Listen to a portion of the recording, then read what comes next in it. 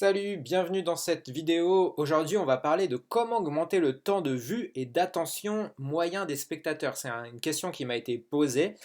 Euh, et c'est une question que je me suis longtemps posée aussi parce que si on veut entreprendre sur YouTube, si on veut utiliser YouTube pour gagner de l'argent, si on veut gagner de l'argent et enfin gagner des clients et après gagner de l'argent avec ses clients sur YouTube, eh ben, il faut comprendre l'algorithme de YouTube. L'algorithme de YouTube, en fait, fonctionne sur le temps de vue, en fait, sur le temps de visionnage, le temps de vue sur vos vidéos. C'est-à-dire que plus les gens restent longtemps sur vos vidéos, plus YouTube va dire ah du coup c'est une vidéo qui est intéressante parce que c'est sa seule manière de savoir si c'est une vidéo intéressante ou pas. Et le but de YouTube en fait c'est de proposer à d'autres personnes des vidéos intéressantes. Le but de YouTube c'est quand on va sur sa plateforme qu'on trouve que des choses intéressantes. Et pour que ça soit le critère que YouTube a choisi, ça aurait pu être d'autres choses, hein, mais l'un des critères les plus forts, y en a plusieurs d'ailleurs, il y a les pouces en l'air, les commentaires, les interactions, il y a tout plein d'autres choses. Mais l'un des trucs les plus forts, des trucs qui a le plus de poids, en fait, c'est le temps de vue et le temps d'attention. C'est-à-dire quand il y a quelqu'un qui regarde une vidéo, YouTube, en fait, contrôle dans une vidéo, il contrôle, vous savez, il y a une petite barre en bas, et il contrôle en fait le moment où la personne, ou la plupart des gens quittent la vidéo. Est-ce que c'est plutôt au début, est-ce que c'est plutôt au milieu, ou est-ce que c'est plutôt à la fin?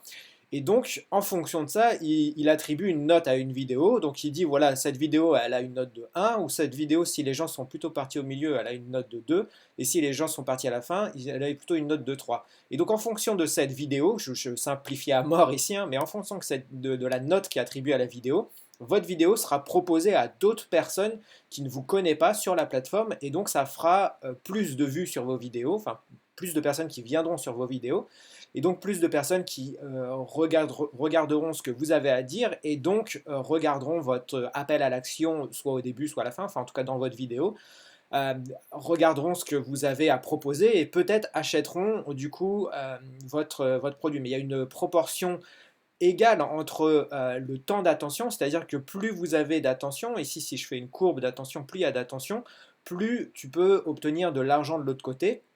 Donc l'argent est très lié à la confiance. Donc c'est ce que disait, j'ai fait une vidéo d'ailleurs sur ce sujet-là, mais c'est ce que disait, merde, comment il s'appelle, Seth Godin dans son livre, je crois que c'est Tribu, où il parle de ça. Il dit en fait que l'attention et la confiance sont les deux choses que tu as besoin de monitorer en fait en tant que créateur de contenu. Et donc, tu dois avoir de l'attention pour obtenir de la confiance qui te donnera de l'attention. En gros, c'est un truc, c'est une boucle, quoi, si tu veux. C'est attention, confiance, attention, confiance, attention, confiance, ça tourne, en fait. Et donc, le but, en fait, de ça, c'est comment augmenter le temps d'attention, justement, euh, pour, justement, après, pouvoir construire une confiance avec les gens. Parce que bah, c'est par ça que ça commence. C'est d'abord, en fait, on obtient de l'attention, on va sur la place publique, on dit écoutez-moi, j'ai quelque chose à vous dire, et on obtient de la confiance. Et avec cette confiance, on peut éventuellement gagner de l'argent si on a des choses à vendre euh, pour les aider à aller là où ils veulent. Alors on va voir ça en plusieurs points. J'ai fait une liste à peu près de 8 points. J'ai fait à peu près une liste de 8 points, mais il est possible que j'en rajoute d'autres au cours de la discussion. Donc on va voir ça tout de suite. Le premier point, en fait, le tout premier point, c'est... tac. Le tout premier point, je suis en train de réfléchir par quoi je vais commencer. Le tout premier point, le tout premier point, donc numéro un. Le tout premier point qu'il faut savoir, c'est qu'il ne faut pas parler tout de suite de la solution. Si tu veux aller sur la place publique et dire ouais, j'ai trouvé une solution à un problème, c'est une bonne idée. C'est une bonne idée d'y aller en se disant j'ai trouvé une solution au problème. Mais par contre, c'est une mauvaise idée de commencer par la solution, de dire bon ben voilà, la solution c'est ça. Maintenant, voyons pourquoi on applique cette solution. Ça, c'est pas du tout dans ce sens-là. C'est on n'applique pas, on ne parle pas d'abord de la solution et on n'explique pas pourquoi on l'applique. On fait d'abord un pourquoi il faut appliquer une solution et voici la solution. En fait, on inverse. Ça, c'est une très mauvaise idée de commencer par la solution parce que les gens, en fait, vont pas comprendre pourquoi vous parlez de solution, vont s'arrêter en fait en milieu de chemin parce que bah, ils peuvent quitter la discussion à tout moment. Vous n'êtes pas les yeux dans les yeux ou vous n'avez pas la pression sociale avec vous pour qu'il reste dans ce que vous avez à lui dire. Donc ça c'est très important. De commencer d'abord par parler des problèmes, de pourquoi, pas des problèmes, de pourquoi. C'est le Start with Why de Simon Sinek. Donc start, start with Why. Donc, with Why, je mets deux W. Start with Why de Simon Sinek. Pourquoi? Parce qu'en fait, en gros, il faut que tu parles de la cause. Tu vois, quand j'ai commencé cette vidéo, je t'ai pas directement dit voilà les solutions. Et je t'ai dit pourquoi en fait on a besoin de ces solutions. Et donc je t'ai parlé de l'algorithme de YouTube, je t'ai parlé de gagner de l'argent avec des vidéos sur YouTube, je t'ai parlé de la cause. Et la cause en fait c'est vraiment le truc le plus important à mettre en avant. Quasiment 50% de la vidéo devrait être sur la cause en fait. C'est-à-dire dire aux gens pourquoi c'est important ce que tu vas leur raconter. Et la cause, ça doit dépasser ce que toi tu peux proposer. Par exemple, j'aurais dû en fait commencer cette vidéo en disant que toi tu veux impacter le monde, tu veux devenir indépendant pour pouvoir faire de grands projets, créer des empires ou je sais pas quoi. Enfin, la cause, pourquoi tu fais ça en fait? La cause profonde, pourquoi tu fais ça? Pourquoi tu veux gagner de l'argent? Peut-être que c'est parce que tu en as marre de vivre comme un esclave aujourd'hui. Ça, c'est la cause. Et donc toi, dans ton entreprise, tu dois trouver la cause et la rappeler en fait, et la dire à chaque fois d'une manière différente. Tu dois à chaque fois préciser la cause. Donc, ça veut dire aussi bien la connaître et donc la creuser en fait jour après jour, l'étudier. Tu dois être un étudiant de la cause. Plus qu'un étudiant de la solution, tu dois avant tout être un étudiant de la cause. Beaucoup de personnes, en fait, pensent qu'il faut chercher des solutions et quand on est un créateur de contenu, on doit chercher des solutions. Tu n'es pas un chercheur de solutions, tu es un chercheur de cause. Pourquoi les gens font ce qu'ils font? Pourquoi les gens veulent de l'aide dans cette direction-là, en fait? Et juste pour te parler un petit peu de la skill ou de l'état d'esprit qu'il faut avoir, en fait, la plus importante, c'est d'être passionné par la recherche. Moi, pendant très longtemps, quand j'étais petit, j'adorais chercher dans mes bacs à Lego la pièce manquante, en fait. J'adorais résoudre des problèmes, mais chercher, en fait, le truc, passer des heures et des heures à décortiquer des choses en ligne pour trouver, ou même dans des livres, pour trouver le truc, en fait. Et en fait, tu es un peu un Sherlock Holmes si tu cherches un truc. En fait, tu es la cause, tu dois chercher la cause qui fait en sorte que les gens vont se bouger pour appliquer ta solution. Si tu parles pas de cause, personne va prêter attention. En fait, personne va te prêter attention sur les choses. Donc la cause, c'est important. Et ce qui en découle de la cause, et ce qu'on te répète souvent à longueur de vidéo, et ce que moi je t'ai répété, c'est la douleur.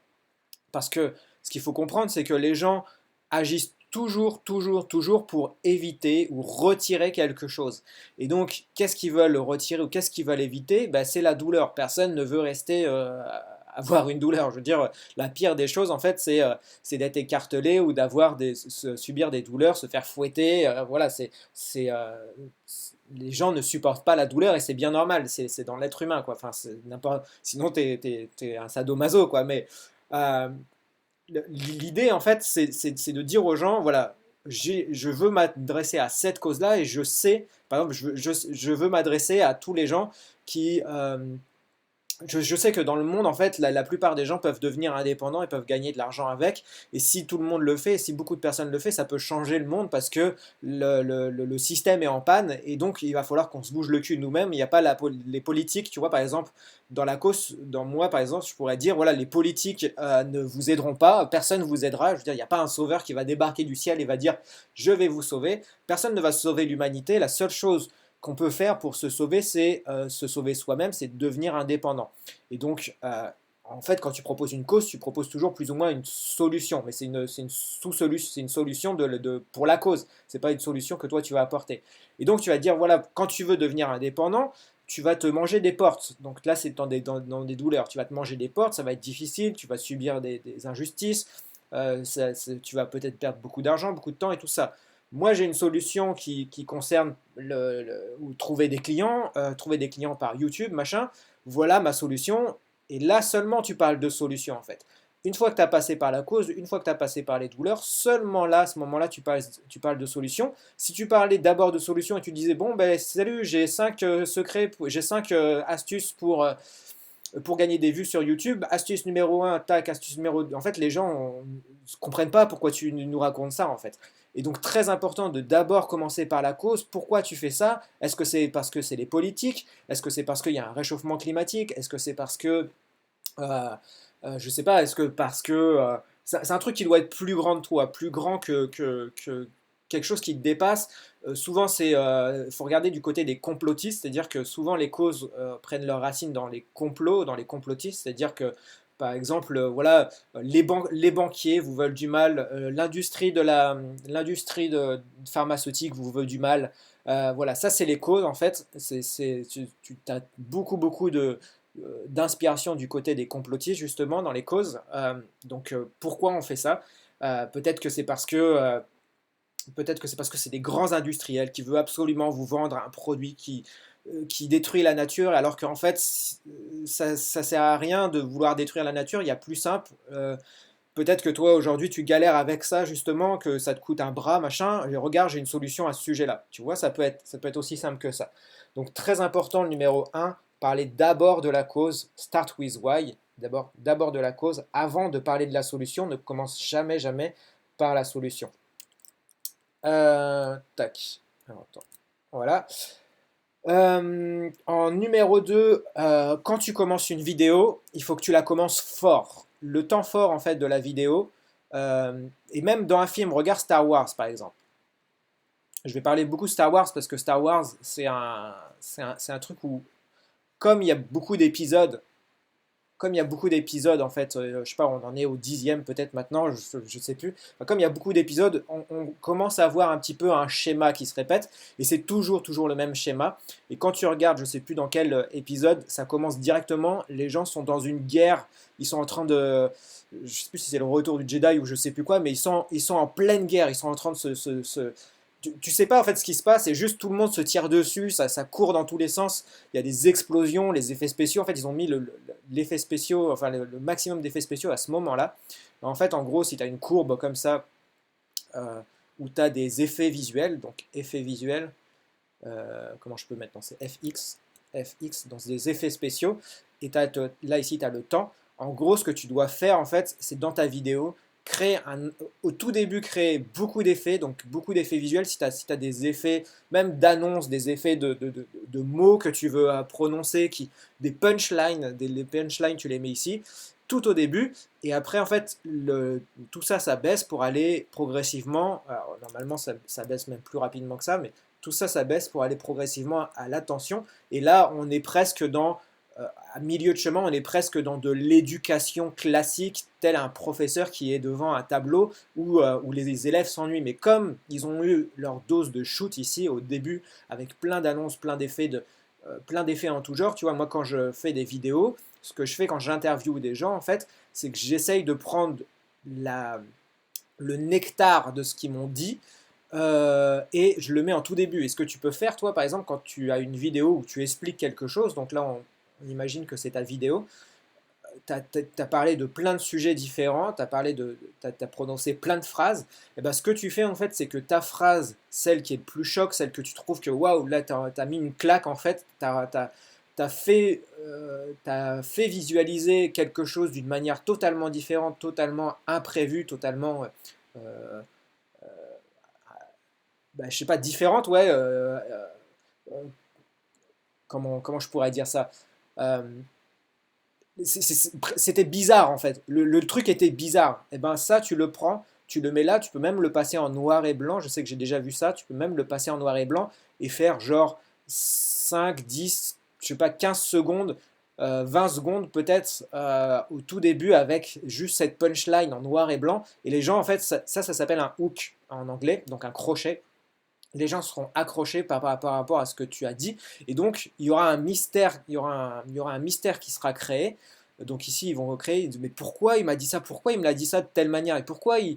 Tu vois, là, ici, en fait, c'est un pourquoi. Ils vont vouloir résoudre ce problème-là. Donc, en gros, tu leur as mis un questionnement dans la tête, ils vont vouloir résoudre ce problème-là, ils vont rester jusqu'à la fin, juste au moment que tu dévoiles en fait pourquoi tu as parlé de ça. Et donc, ça va les tirer vers là où ils veulent aller. Donc là, tu vas tirer les gens et donc bah, YouTube va se dire, ah ok, donc c'est une bonne vidéo vu que tous les gens restent jusqu'à la fin. Donc ça, c'est le hook.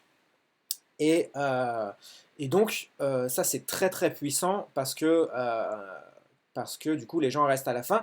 Et dans Star Wars, en fait, là, quand tu as la bataille au début, où tu as des vaisseaux spatiaux qui se tirent dessus, tu as vraiment beaucoup d'effets, les gens se disent, mais pourquoi en fait? Pourquoi les gens sont en train de se tirer dessus? Pourquoi ça en fait? Et donc, vont avoir un grand pic d'attention ici, ils vont se dire, mais ils vont avoir une question dans la tête, ils vont se dire, mais pourquoi est-ce que l'auteur, le réalisateur m'a fait voir ça en fait.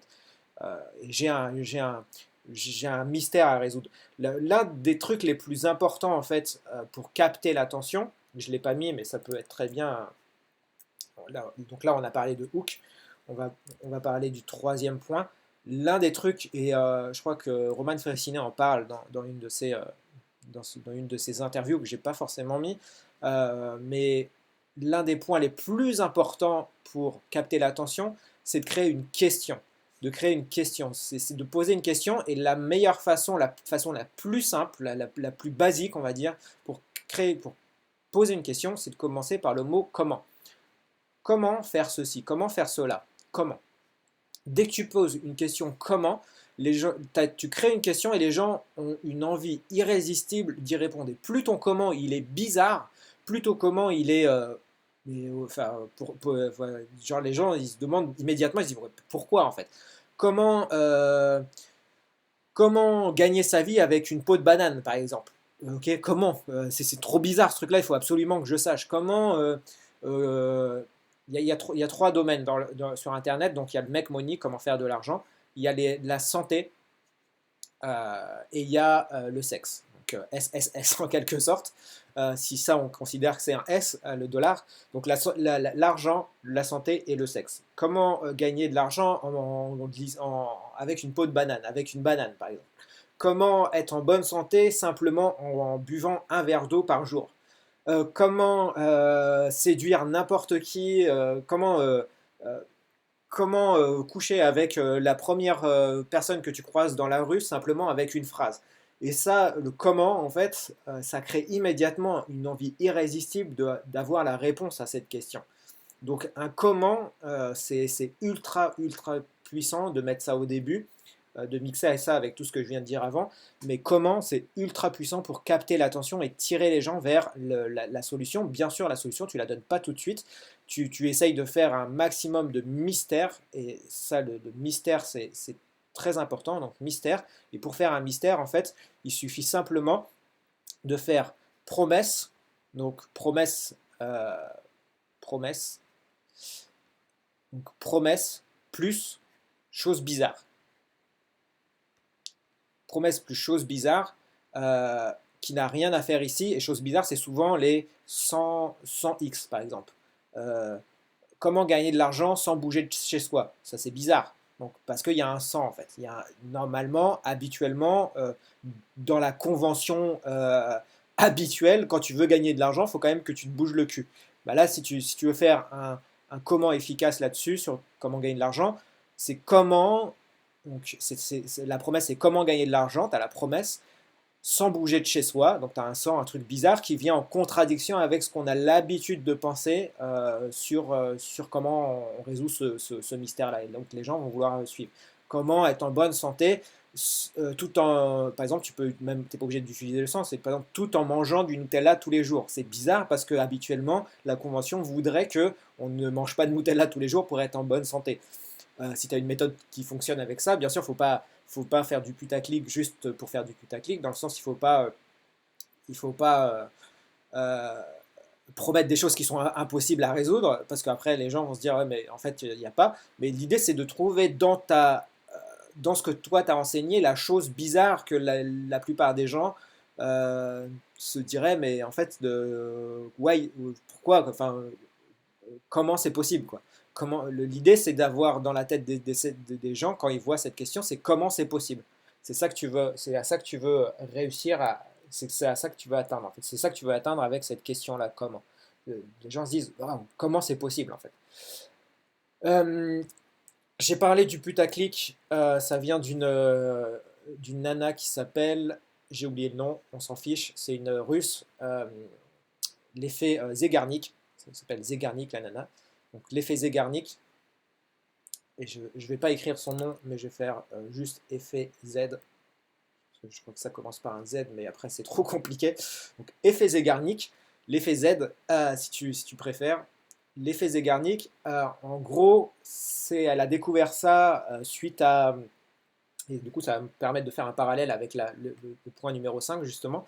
Elle a découvert ça, elle était au restaurant comme ça, et puis les serveurs n'arrêtaient pas de euh, prendre plein de commandes et elle se demandait mais comment c'est possible que le gars il arrive à retenir tout ce qu'il a besoin de retenir en fait. Comment il fait pour passer de table en table, genre il y a 10 tables en fait dans ce restaurant là et le gars en fait il va prendre des commandes sur les 10 tables, donc il est là et il va prendre une commande là, il va prendre une commande là, il va prendre une commande là, ainsi de suite. Et il va aller en cuisine et il va revenir, en fait, il va redonner la bonne commande à la bonne personne, redonner la bonne commande à la bonne personne, redonner la bonne commande à la bonne personne. Comment c'est possible que la personne se souvienne de tout ça, en fait, accumule tout ça dans son cerveau et le garde en mémoire? Et du coup, Madame Zegarnik a posé la question au serveur et elle s'est dit, tiens, on va voir, est-ce que le serveur se souvient de ce que j'ai commandé en entrée, par exemple, ou est-ce que je ne sais plus si c'est ça, ou alors est-ce que le serveur se souvient d'un truc, je crois que c'est peut-être ça, de ce que j'ai commandé en entrée. En fait, ce qui s'est passé, c'est que le serveur il disait bah non, en fait, je m'en souviens pas. Par contre, je suis capable de me souvenir de toutes les commandes, de 10 commandes en fait d'affilée. Pourquoi? Parce que tant que la question elle n'a pas été résolue, tant que le problème il n'a pas été résolu, c'est-à-dire qu'en fait, en gros, il prend une commande et tant que ça n'a pas été résolu, tant que la mission elle n'a pas été résolue dans la tête de ce serveur-là, il garde la mission dans la tête. Et dès qu'elle a été clôturée, dès que la mission a été clôturée, d'un coup, en fait, il oublie la question et c'est fini, en fait. Et donc, l'effet Zeigarnik, c'est que tant qu'une question reste ouverte, tant qu'un mystère reste ouvert, tant que quelque chose reste ouvert et qui n'est pas résolu, qui n'est pas trouvé une résolution, alors, euh, alors en fait, les gens vont se dire, ben ouais, alors donne-moi la résolution de ce problème-là. Et donc, quand tu crées une vidéo, je vais te le faire dans ce sens-là, dans la sens hauteur.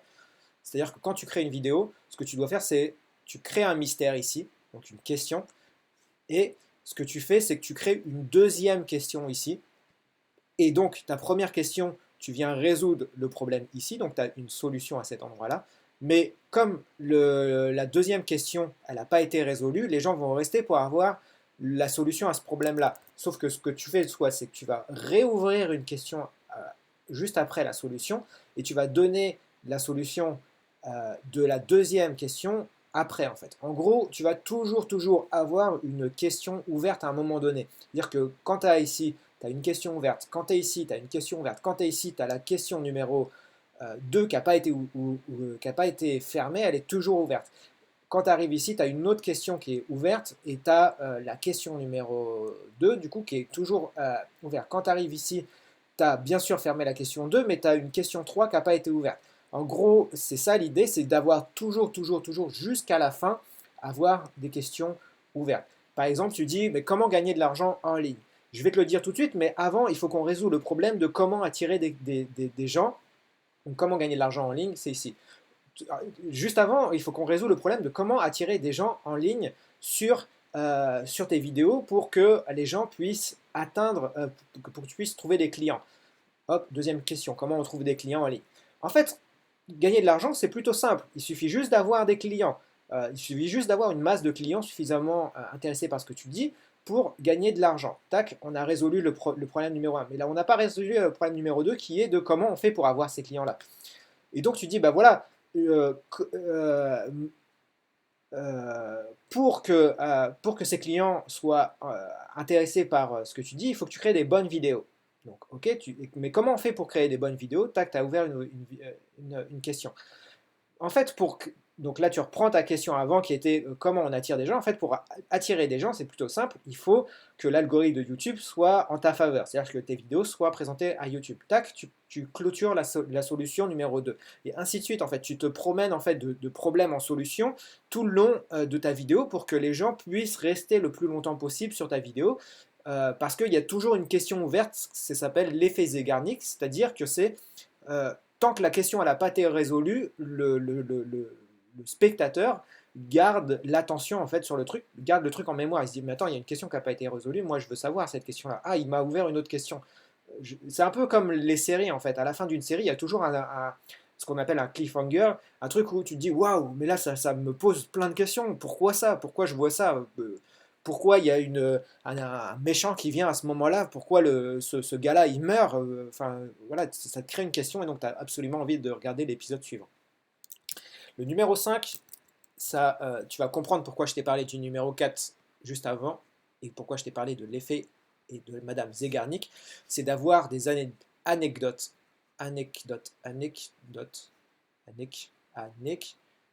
et je suis super nul en anecdotes, je suis super nul en orthographe, ça doit sûrement pas s'écrire comme ça, mais bon. Anecdote, tu vois, être copywriter, tu peux être nul en orthographe et être copywriter. C'est pas ça qui pose problème. Ce qui pose problème quand tu es copywriter, c'est de trouver les bons angles, en fait, être un bon chercheur. Et donc, des anecdotes. Quand tu regardes, par exemple, Idriss Aberkam, si tu connais, pas, si tu connais ce gars-là, tu vois qui c'est. Je ne sais même pas comment ça s'écrit, Idriss. On va s'écrire comme ça, Idriss Aberkam. Si tu connais ce gars-là, tu vois de qui je parle. Si tu ne le connais pas, va sur YouTube et tape Idriss Aberkam. Aberkam, ça doit s'écrire comme ça. Aberkam. Et si c'est pas ça, YouTube va te corriger l'orthographe. Aberkam. Ce gars-là, il te raconte de la merde à longueur de vidéo, mais sa merde, elle est remplie d'anecdotes. C'est que des anecdotes sur des histoires. En 1900, machin bidule, en 1700, truc, il s'est passé ça avec un gars qui lui a fait ça, nanani, nanana. Et en fait, il va créer des anecdotes pour t'expliquer un concept. Son but, en fait, dans sa vidéo, il dit, voilà, je vais t'expliquer un concept qui concerne l'argent. Il va par exemple l'argent ou d'autres choses, c'est pas que de l'argent, mais il va t'expliquer, sa mission en fait, quand tu rentres dans sa vidéo, c'est sa promesse, la grande promesse qu'il veut te donner, c'est voilà, je vais t'expliquer quelque chose. Pour toi, ça va être clair ce sujet-là. Donc c'est sa promesse.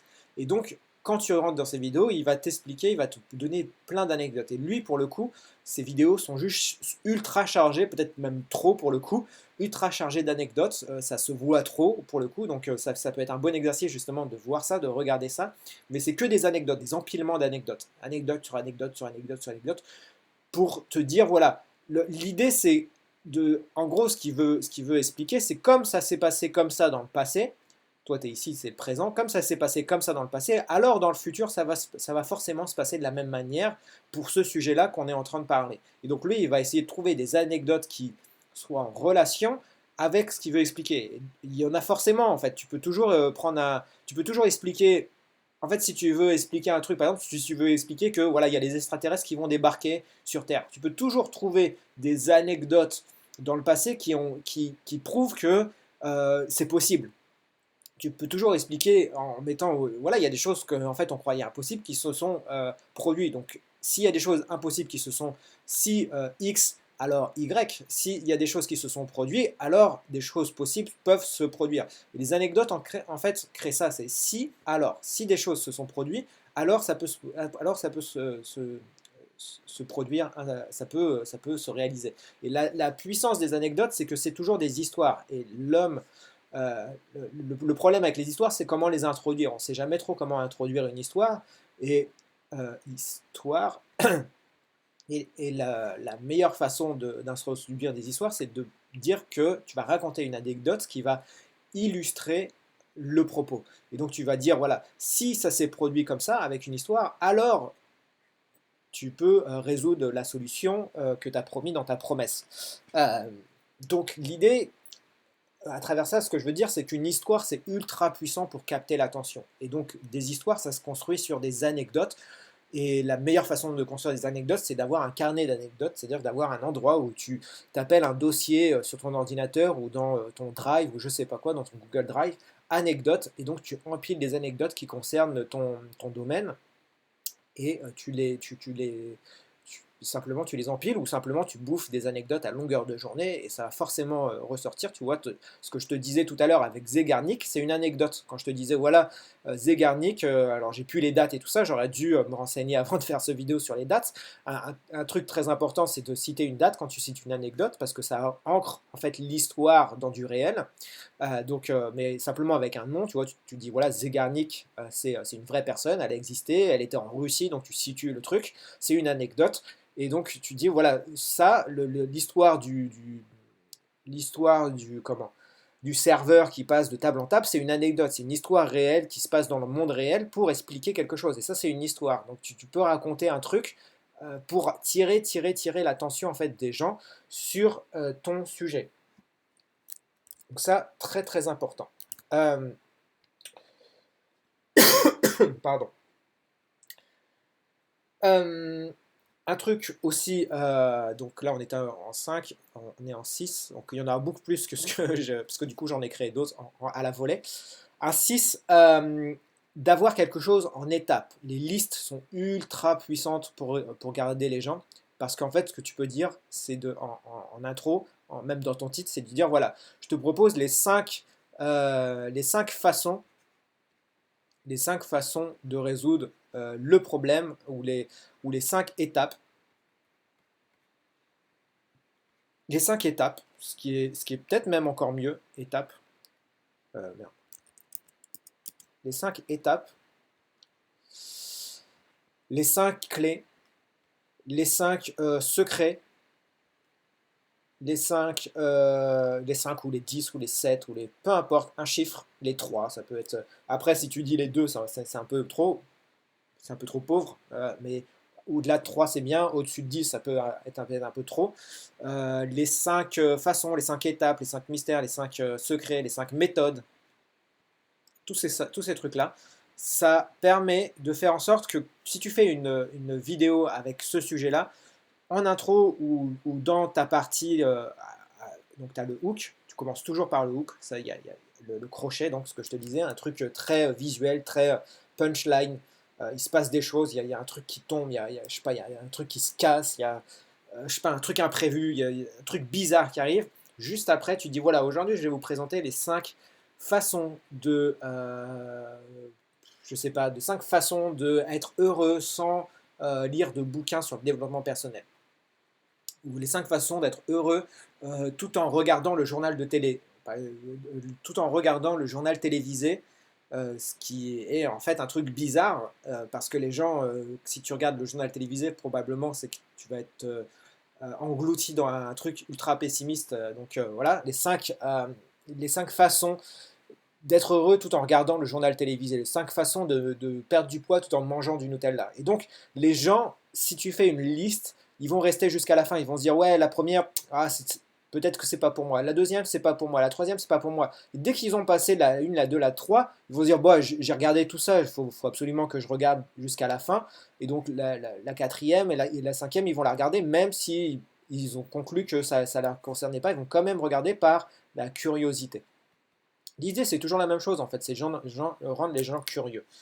Rendre les gens curieux.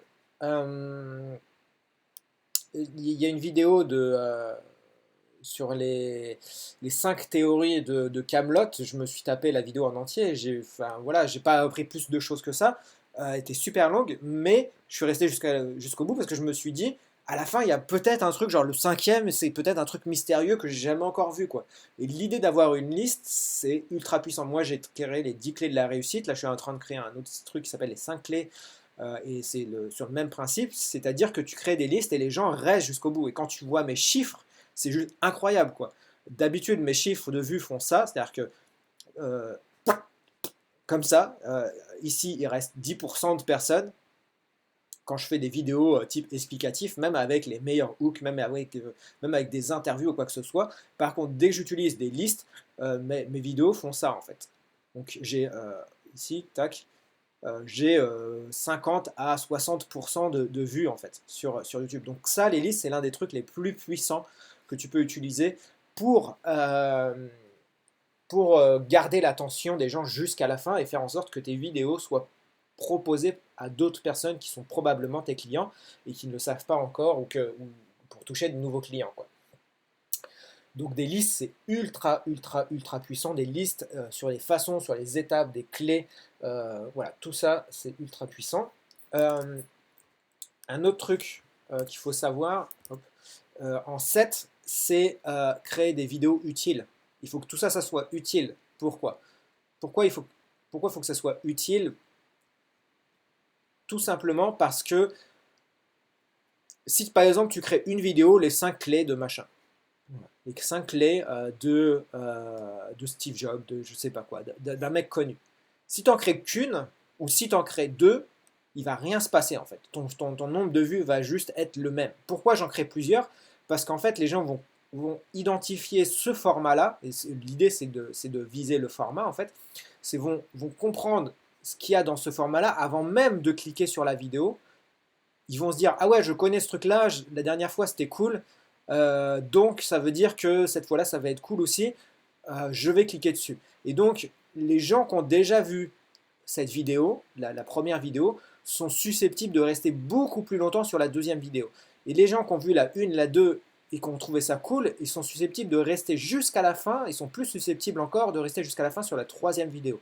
Les gens qui ont vu la 1, la 2, la 3 sont encore plus susceptibles et ainsi de suite. Donc c'est-à-dire que plus tu vas créer de vidéos, plus tu vas avoir un stack de personnes, plus tu vas avoir de monde qui sont susceptibles de rester jusqu'à la fin de ces vidéos-là. Au début, en fait, si tu crées une vidéo, tu vas avoir, je sais pas, 10% des personnes qui seront susceptibles de rester jusqu'à la fin. Après, quand tu as créé deux, tu vas avoir 20% de personnes. Ici, tu vas avoir 30%. Ici, tu vas avoir 40%. Et ainsi de suite, en fait. Et jusqu'à créer une sorte euh, de format, tout simplement. Donc, les gens vont identifier ton format. Quand les gens vont se dire, ah oui, c'est le format Intel, c'est eux, en fait, qui vont te le dire. Ils vont te dire, par exemple, moi, c'est les clés de la réussite. Ah oui, c'est le format les clés de la réussite. Je vois exactement. Tu n'as même pas besoin d'expliquer ce que tu vas trouver dedans. Les gens savent, en fait, à l'avance ce qu'ils vont trouver dedans, en fait. Ils savent que c'est un mec connu qui va donner des conseils de vie dans ce format-là. Toi, tu dois utiliser la même chose. C'est-à-dire que tu dois créer un format. C'est pas pour rien en fait qu'à la télé ils se cassent la tête à créer un format. C'est pas pour rien que c'est toujours les mêmes émissions que tu vois. Parce que quand tu penses à chercher un appartement avec Stéphane Plaza, tu sais exactement ce que tu vas trouver dedans. Quand tu regardes le JT, j'ai même pas besoin de t'expliquer qu'est-ce que c'est le journal télévisé. Tu sais ce qu'il y a dedans. C'est une personne qui t'explique ce qui se passe aujourd'hui sur différents sujets politiques, sportifs, culturels. J'ai pas besoin de t'expliquer ça, je peux juste te dire c'est le journal télévisé. Ben, l'idée c'est de créer un truc utile où les gens tombent sur ta vidéo et ils se disent waouh c'est cool, vont rester ensuite sur le deuxième et sur le troisième et donc tu crées un format autour de ton sujet. Il faut pas abandonner l'une des erreurs les plus graves en fait, c'est d'abandonner à la première vidéo ou d'abandonner à la deuxième. On se dit ouais mais tu vois ça n'a pas bien marché. L'idée c'est d'avoir ça et surtout d'avoir une régularité. C'est-à-dire que peu importe l'unité de temps que tu décides de prendre entre les deux, c'est d'avoir une régularité. Soit c'est le jour, soit c'est le mois, soit c'est la semaine, soit c'est l'année. Enfin je te conseille pas l'année, mais l'idée c'est d'avoir une régularité. Le jour étant la meilleure régularité, la semaine étant le deuxième meilleure régularité, le mois c'est moins bien.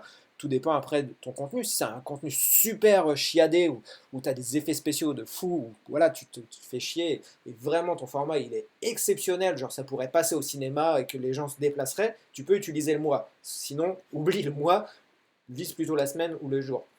Le jour étant le meilleur truc, tu peux utiliser le jour et tu n'es pas obligé de publier tous les jours de la semaine, tu peux publier que 5 jours pendant les jours travaillés, tu peux publier uniquement je sais pas, uniquement deux fois, enfin une fois tous les 2 jours par exemple, ça peut être aussi une bonne stratégie. Mais l'idée c'est d'avoir une régularité, que les gens comprennent que aujourd'hui il y aura un nouveau format et donc ils se disent bon bah tiens là je suis en train de bouffer, j'ai rien à faire, je vais regarder ce format-là. Et comme ils sont en train de manger, ils n'ont pas les mains libres et donc ils peuvent pas cliquer sur les boutons d'à côté parce que tu as créé un format.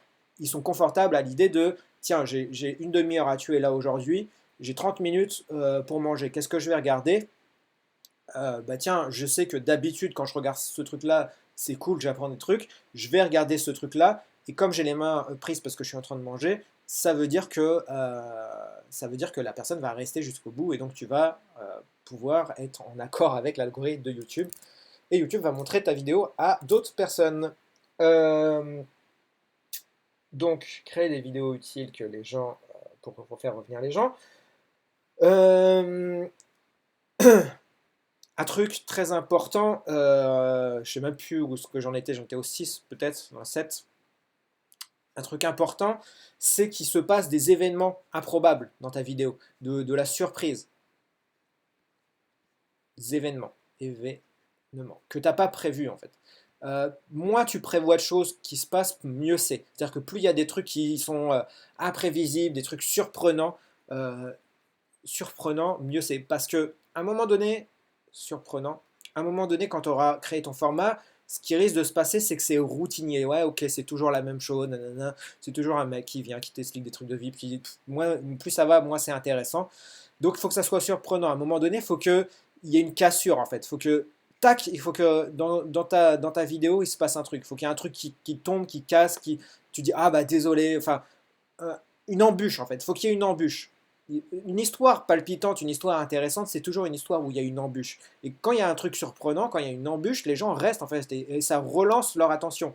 Imagine que tu es en voiture sur une route et d'un coup il y a une biche qui passe. Ben, peut-être que tu étais le soir en train de rentrer chez toi et tu étais à moitié endormi. Si tu as la biche qui passe en plein milieu, tu vas appuyer fort sur ton frein et donc tu vas braquer en fait, en tout cas tu vas l'éviter, ça va te surprendre et d'un coup tu vas être beaucoup plus attentif pour le reste en fait. Et l'idée c'est de la même chose avec les formats, c'est-à-dire d'un coup, ok, il va me proposer les 5 clés de la réussite, maintenant, les cinq solutions de truc, bidule sweat, les 5 trucs, tous les jours il va me proposer ça, ok j'ai compris, ça va être chiant. Au bout d'un moment, tac, il faut faire une cassure et proposer un format totalement différent, un hors-série. D'ailleurs, les magazines utilisent ça assez régulièrement. Ils appellent ça des hors-séries. Et pourquoi ils font ça? C'est simplement pour secouer les gens. Ils se disent, hé, regardez, on sait faire d'autres choses. Hé, regardez, on a d'autres trucs à dire qui sont super cool. Et donc là, les gens ont les yeux écarquillés. Ils se disent, ah ouais, oh, c'est cool, ah ouais, je vais continuer à regarder ce machin-là parce que c'est super cool. Et donc l'idée, c'est créer des événements surprenants, inattendus. Et le top du top quand tu crées des événements inattendus, c'est qu'ils te surprennent toi-même. Et pour qu'ils te surprennent toi-même, il faut que tu te mettes en danger. C'est-à-dire qu'il faut que tu te mettes dans un endroit, pas forcément géographique, ça peut être juste un endroit spirituel, c'est-à-dire dans ta façon d'expliquer des choses, un endroit où tu es à la limite de ce que tu peux maîtriser.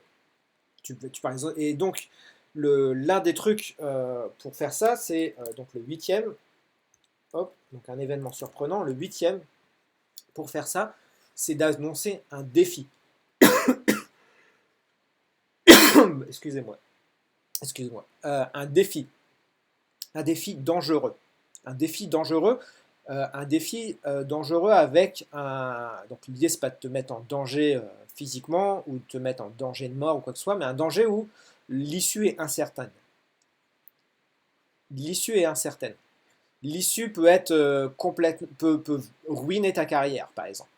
L'idée, c'est de te mettre dans un défi. Déjà, toi, ça va te booster parce que tu vas dire, ouais, il faut que je résout ce défi-là. Et en plus, les gens vont se dire, ouais, mais comment il va faire en fait.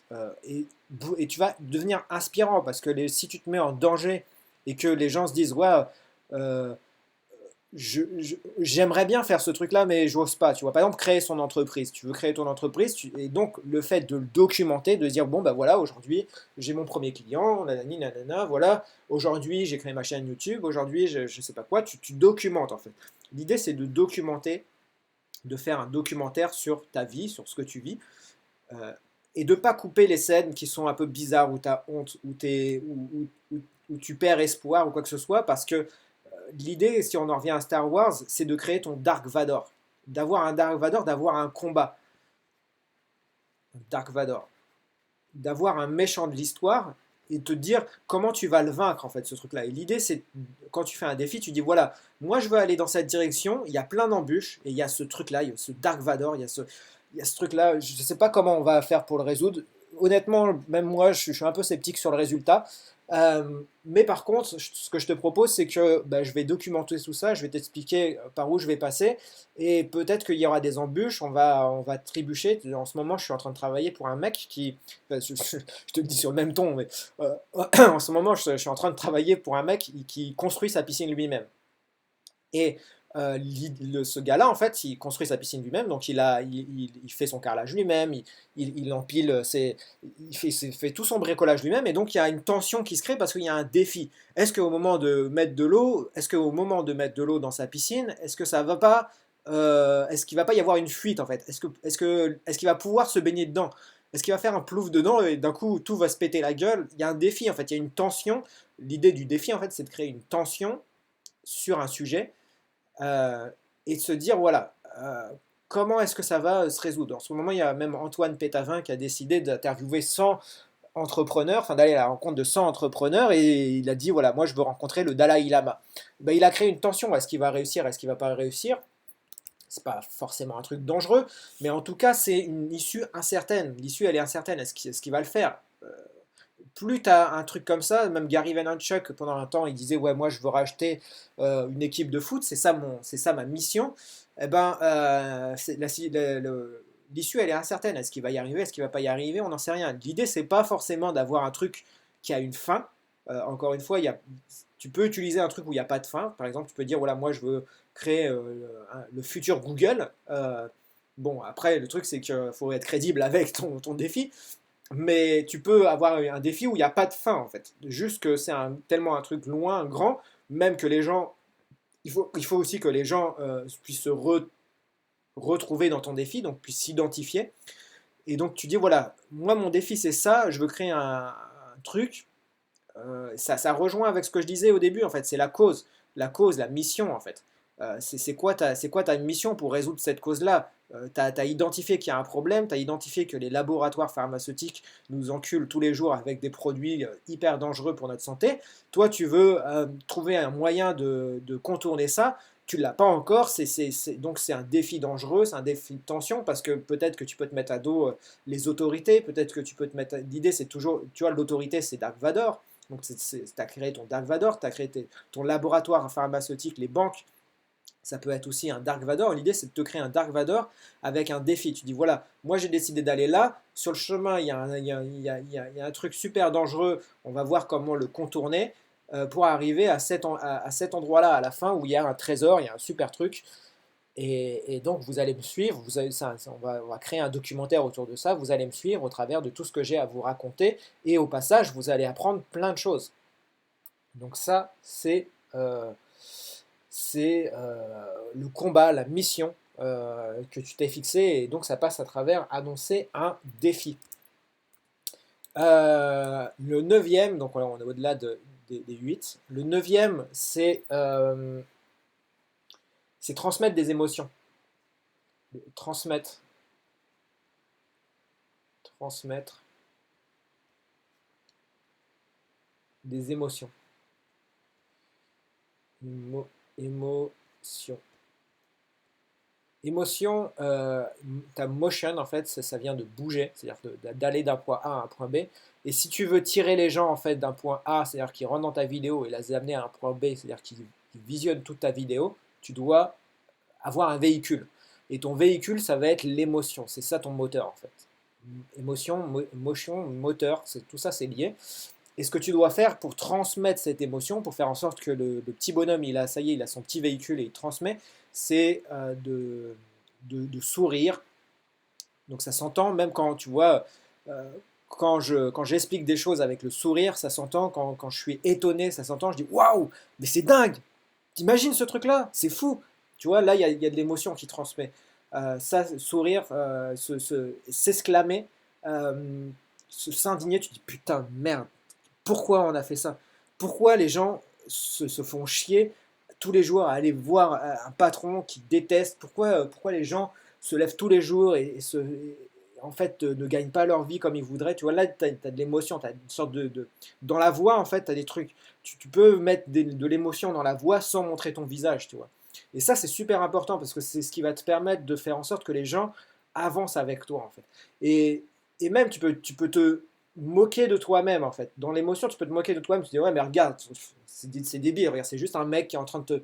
Tu vois, pourquoi je suis là, en fait? Je pourrais gagner ma vie bien plus facilement, beaucoup plus en servant directement des clients.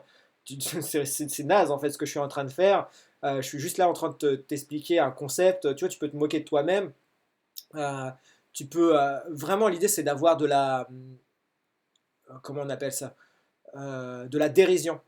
Ça, c'est super fort pour transmettre des émotions, de la dérision. De t'auto-moquer de toi, dérision. Et pour avoir de la dérision, bah, il faut avoir confiance en toi. Et la seule manière d'avoir confiance en toi, c'est d'avoir des résultats. Euh, et puis, il faut être détaché, en fait. Il faut te dire que tout ça, c'est un jeu. Tout ça, c'est un jeu. Transmettre de l'émotion, ça passe par le jeu, en fait. Euh, Transmettre des émotions, c'est aussi basique que le jeu avec les enfants. L'idée, c'est de dire, ouais, regarde, enfin, voilà, on est juste là entre potes, on parle, il y a pas d'enjeu. Il faut vraiment que tu décorelles l'enjeu, en fait, du truc. Il faut que tu dises, ok, il n'y a pas d'enjeu, on est à la cool, là, ça y est, juste je t'explique un truc. Je veux dire, même si, voilà, peut-être que ça va pas t'intéresser ou quoi, ou tu vois, parce que dès que tu dis, ouais, il faut absolument que tu regardes, ça va être intéressant pour toi, là, ça y est, en fait, t'as perdu les gens, parce que les gens vont faire un pas en arrière. Plus tu vas te mettre à chuchoter, tu vois, par exemple, dans les émotions que tu peux transmettre, il y a le chuchotement, tu peux te dire, hé, regarde, je vais te parler d'un truc super intéressant, mais on le dit à personne, tu vois, des trucs comme ça, enfin, là, j'exagère un peu dans la façon de parler, mais dès que tu décorelles le truc d'enjeu, en fait, dès que tu joues un peu avec, l'idée c'est de jouer, en fait, vraiment, tu joues, tu fais des blagues, tu transmets des émotions, il faut vraiment qu'il y ait du sourire, du jeu, tu décorelles l'enjeu, tu dis voilà, c'est pas si important que ça, ce qu'on fait là, enfin ce que je fais là en fait, voilà, tu le dis pour toi-même, bien sûr, tu le dis pas aux gens, pour les gens, faut que ce soit super important qu'ils restent là, mais pour toi-même, tu te dis voilà, allez, à la cool, je me fais ma petite vidéo, tranquillou pilou, après je passe à autre chose. Et l'idée, c'est que vraiment, tu prennes pas la tête à faire des vidéos en mode, ouais, il faut absolument que je réussisse. Tu vois, ce truc de il faut que je réussisse. L'une des clés les plus fortes de la réussite que j'ai compris, moi, en faisant des clés de la réussite, justement, c'est que plus tu te dis il faut que je réussisse, moins tu réussis, en fait. Donc l'idée, c'est de dire je vais échouer. Ok, allez, hop. Et d'un coup, si tu te dis dans la tête, bah allez, on va essayer d'échouer. Aujourd'hui, je vais essayer d'échouer. Tiens, allez, et si je prenais le problème à l'envers et que je décidais d'échouer, bah, d'un coup, en fait, ça, c'est beaucoup plus facile de sortir de cette pression et de dire allez, aujourd'hui, je vais échouer. Je vais essayer de faire un truc le plus naze possible, juste pour essayer de trouver l'émotion derrière le truc, quoi, en appliquant probablement les règles qu'on a besoin d'appliquer, mais juste pour ça, quoi. Ça, c'est super, super important, les émotions. C'est l'un des trucs les plus importants d'ailleurs. Enfin, de toute façon, tous les trucs que je te transmets là, c'est des trucs ultra importants. De quoi j'ai parlé? Je crois que c'est tout, hein. C'est tout ce que j'avais noté sur le sujet. Voilà, donc avec ça, tu as tout ce qu'il faut pour faire en sorte que les gens regardent ta vidéo de A et aillent jusqu'à B. Je voulais faire cette petite annonce au début, c'est vrai que j'ai oublié. J'ai changé le format des persuadeurs. Donc les persuadeurs, comme tu le sais, c'est un bouquin que tu reçois tous les mois. Euh, je suis en train de changer le truc et de me dire en fait, donc tu vois maintenant il a cette tête là, donc c'est écrit les persuadeurs en travers. Je suis en train de me dire en fait que finalement ça serait peut-être cool de le faire d'une autre manière plutôt que je t'envoie tous les mois un livre, euh, faire des vidéos en fait comme celle-ci, comme celle-ci que tu es en train de regarder, et de faire des vidéos tous les semaines en fait. Donc toutes les semaines en live, tu as des vidéos comme celle-ci, et dans lesquelles tu peux poser des questions, tu peux réagir en fait. Tu vois, dans un mois, tu aurais 4 vidéos comme celle-ci, sur des sujets aussi indispensables comme ça. Quand tu rentres dans les persuadeurs, tu reçois un bouquin, c'est-à-dire que je t'envoie par la poste un bouquin dans lequel je te parle de sujets très importants. Euh, Tu reçois ça tous les mois, tu reçois un bouquin. J'allais dire une fois, mais non, tu reçois ça tous les mois, tu reçois un bouquin. Et donc ça, c'est un package en fait que tu reçois. Donc tous les mois, tu reçois ça. Hop. Avant, en fait, il y avait des interviews, avant, il y avait des fiches et tout ça, il y avait plein de choses différentes. Et en fait, ce que j'ai décidé de faire, c'est garder le truc qui était le plus important, le truc qui a le plus de valeur, en fait. Et donc, tous les mois, chaque mois, comment je peux faire? Chaque mois, tu reçois ça. Tu reçois un bouquin que j'imprime à la maison pour l'instant. Dès qu'on dépasse un certain volume, je vais les faire imprimer. Mais pour l'instant, je peux les imprimer à la maison, donc je le fais imprimer à la maison. Dans lequel je te donne plein d'astuces de copywriting. Donc c'est un bouquin qui est orienté copywriting, comment utiliser les mots. Euh, Comment utiliser le mot pour convaincre. Donc il est vraiment orienté copywriting, convaincre. Tous les mois, tu as ça. Et tous les mois, tu reçois aussi 4 vidéos. Enfin, tu as un accès à 4 vidéos. Donc une vidéo par semaine. Donc semaine 1, semaine 2, semaine 3. Donc tu as 4 vidéos comme ça, toutes les semaines. Normalement, si je dis pas de bêtises, ça devrait être le jeudi midi. Le jeudi midi, c'est un jour que j'aime. Soit le jeudi midi, soit mardi. Je suis en train d'encore hésiter entre ces deux jours-là. Peut-être que je ferai un sondage. Quoi qu'il en soit, ça sera le midi. Entre midi et 2. Je trouve ça cool de pouvoir faire ça en mangeant. Alors, enfin, moi, je vais pas manger, mais toi, tu vas manger, tu vas regarder. Moi, je ferai un jeûne sûrement à ce moment-là. Donc, le midi, soit le jeudi midi, soit le mardi midi. Je suis en train d'hésiter entre ces deux dates, mais bon, ça ne change pas grand-chose en fait. Le midi, tu auras un accès à une vidéo live. Donc en gros, ce que tu vas avoir, c'est un bouquin et un live, un accès à un live pour que tu puisses me poser des questions. Et quand tu rentres dedans, en fait, tu as, un package cadeau dans lequel, tu vas avoir plein de choses. C'est-à-dire que dans ce cadeau-là, tu vas avoir tout ce que j'ai créé sur les persuadeurs pendant 6 mois. Donc les 6 derniers mois, j'ai créé énormément de contenu. Tu as des PDF, tu as des guides pratiques, tu as des interviews encore jamais diffusées, tu as énormément de choses. Et la plupart des gens en fait qui sont actuellement abonnés à ce truc-là sont abonnés sur une formule que je faisais avant où je proposais les persuadeurs gratuitement pendant 2 mois, que je vais arrêter là.